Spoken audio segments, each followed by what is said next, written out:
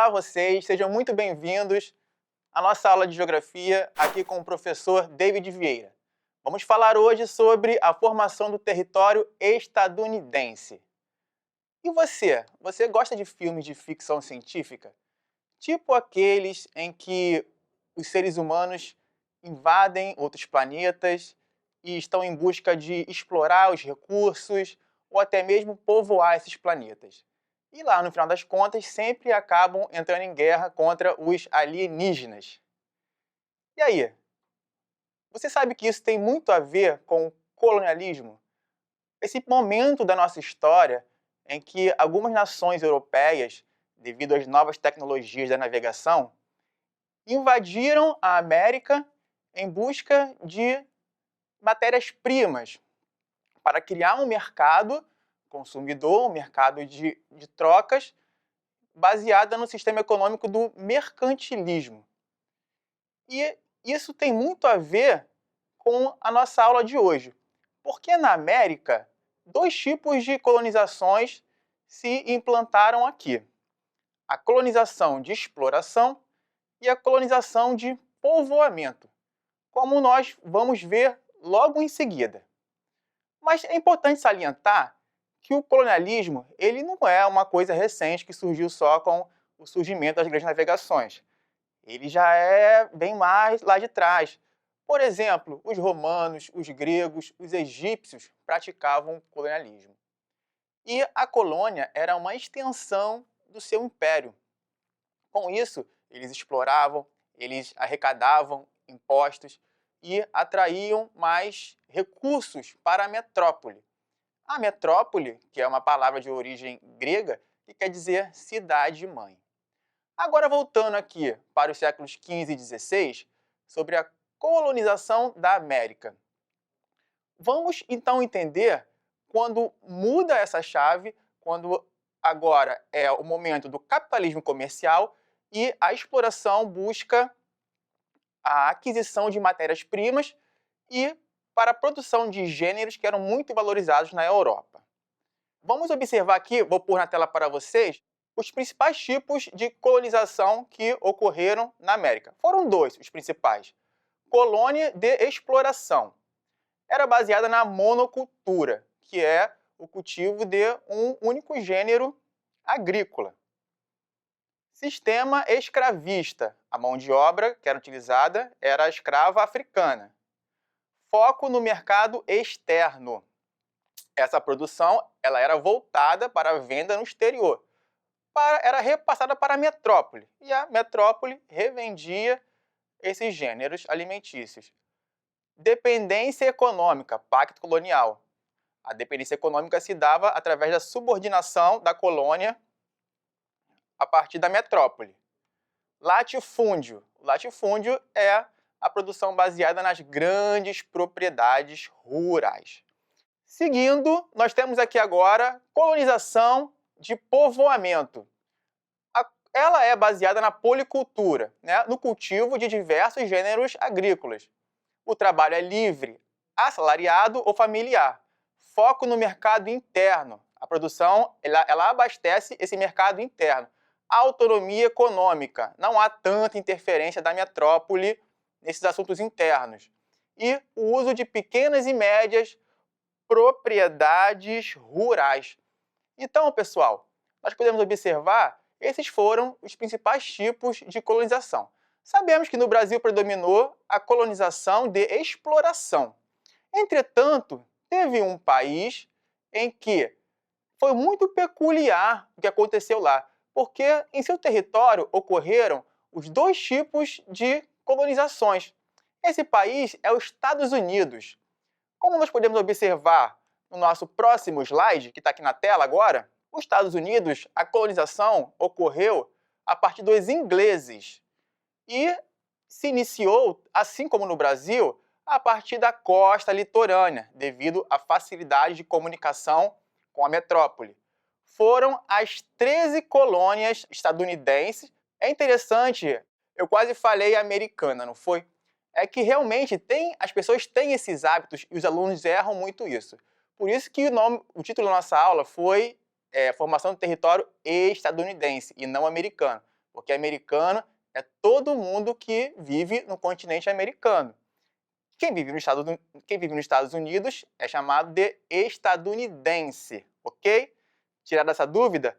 Então, na parte norte, nas colônias do norte, predominou o tipo de colonização de povoamento, porque lá havia um clima mais propício a isso, um clima temperado, mais para o frio, então era mais fácil a produção em pequena propriedade e de gêneros agrícolas que já haviam na Europa, né? Então não tinha tanto o interesse da metrópole nesse controle dessas colônias do norte. E nessas colônias chegaram principalmente calvinistas puritanos que fugiam da perseguição político-religiosa na Inglaterra. Então eles vinham com suas famílias, eles vinham com seus capitais, eles vinham com vontade de trabalhar e vencer, construir uma nova nação, sem nenhum interesse em retornar para a Inglaterra. Ou seja, com isso se desenvolveu na parte norte uma sociedade mais igualitária e participativa. Em contrapartida, lá na parte sul, olha só, na parte sul, um clima já tropical, mais parecido com o brasileiro, o clima que favorece a produção de gêneros agrícolas, como eu falei, valorizadíssimos lá na Europa, como o tabaco, como a cana-de-açúcar, como o algodão. Então, nessas colônias do sul, prevaleceram a colonização de exploração, baseada na mão de obra escrava africana, como nós vimos. Então, a partir daí, se desenvolveu uma sociedade aristocrática. Não é verdade? É uma sociedade fundada na desigualdade social e política. E isso trouxe uma grande contradição para os Estados Unidos logo após a sua independência. Tanto é que ocorreu uma guerra civil. Ficou conhecida como Guerra de Secessão. Era justamente para resolver essa contradição na produção e na sociedade dos Estados Unidos.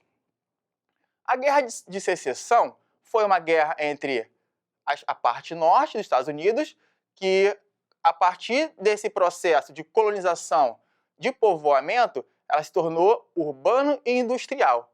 E a parte sul permaneceu ainda agrícola, baseada na monocultura e na mão de obra escrava.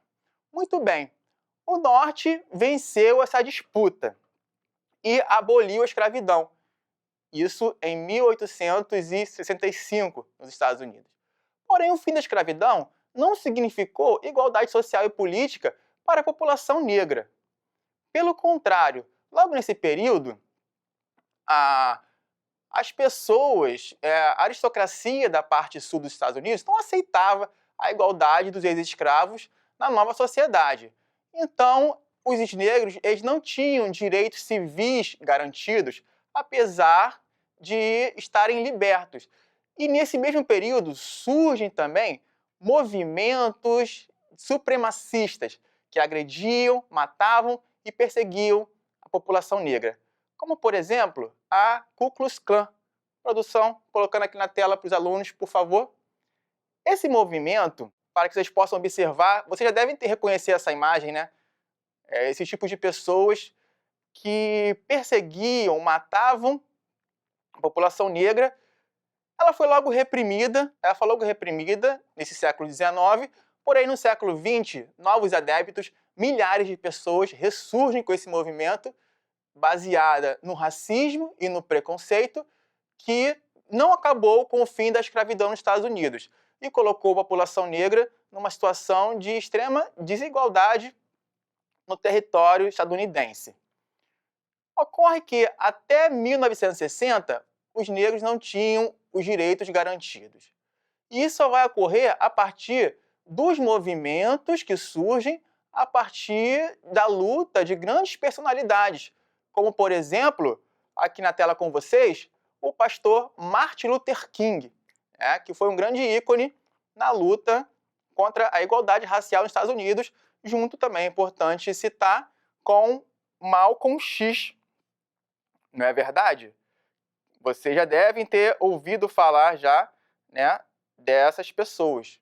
Vamos agora então entender as consequências, a herança que esse tipo de colonização, de exploração, trouxe para a sociedade estadunidense na atualidade. Heranças. Enquanto 11% das crianças brancas nos Estados Unidos vivem na pobreza, essa taxa chega a 32% para crianças negras e 26% para crianças latinas, segundo dados do censo levantados pelo Centro de Dados Kids Count. Interessante, muito interessante isso aqui. Por quê? Porque eu falei também de crianças latinas. Isso quer dizer que os latinos, aqueles imigrantes que chegam a partir dos países da América Latina, eles também sofrem com preconceito nos Estados Unidos e também são afetados pela desigualdade social nesse território. A pobreza é frequentemente vista como um problema para os não brancos. E isso também reduz a vontade de ajudar os outros. Continuando, o racismo e suas consequências. Existem estudos mostrando que países mais homogêneos, em termos de raça e etnia, existe uma rede de segurança mais robusta, porque as pessoas veem os outros como semelhantes, tendo maior probabilidade de querer ajudar. Quase 40 milhões de americanos vivem abaixo da linha oficial da pobreza. Muito bem, você se pergunta, isso é consequência do racismo. Mas afinal, o que é viver abaixo da linha da pobreza? Isso significa você viver com menos de $1,90 por dia. Daria aproximadamente, na atual conversão da moeda em reais, uns R$10. Não é verdade? Então, 40 milhões de pessoas, de estadunidenses, vivem abaixo da linha da pobreza com menos de $1,90. É legal sempre, né, pessoal, a gente comparar com o Brasil, porque a gente sempre tem uma imagem dos Estados Unidos como uma nação rica, igualitária, é verdade, um país desenvolvido. Vamos então comparar a desigualdade com o Brasil. Aqui no nosso próximo slide. Em 2019, foi verificado através de pesquisa do IBGE, por meio da síntese de indicadores sociais, que 54,8 milhões de brasileiros apresentavam-se em nível inferior à linha da pobreza. Desta forma, verificou-se, naquele ano, que 1/4 de toda a população do Brasil tinha renda domiciliar por pessoa inferior a 406 mensais, conforme o critério indicado pelo Banco Mundial. Então, pessoal, o que isso quer dizer? Considerando, resguardando as devidas proporções de população, o Brasil tem aproximadamente um pouco mais de 200 milhões de habitantes, os Estados Unidos mais de 300 milhões de habitantes. Tem muita gente abaixo da linha da pobreza nos dois países, não é verdade? Queridos e queridas, vamos ao nosso desafio? Aquele que não pode faltar, né? Olha aí. A colônia de exploração e a mão de obra escrava também foram utilizadas durante o período do Brasil colonial. Pense sobre os pontos em comum do racismo nos Estados Unidos comparando com o do Brasil. E aí, esse é o desafio que fica para a reflexão de vocês aí em casa. Infelizmente, chegamos ao fim da nossa aula. Foi um prazer muito grande para mim dar essa aula para vocês. Espero vocês nas próximas aulas. Não faltem. Um beijo no coração. Tchau, tchau.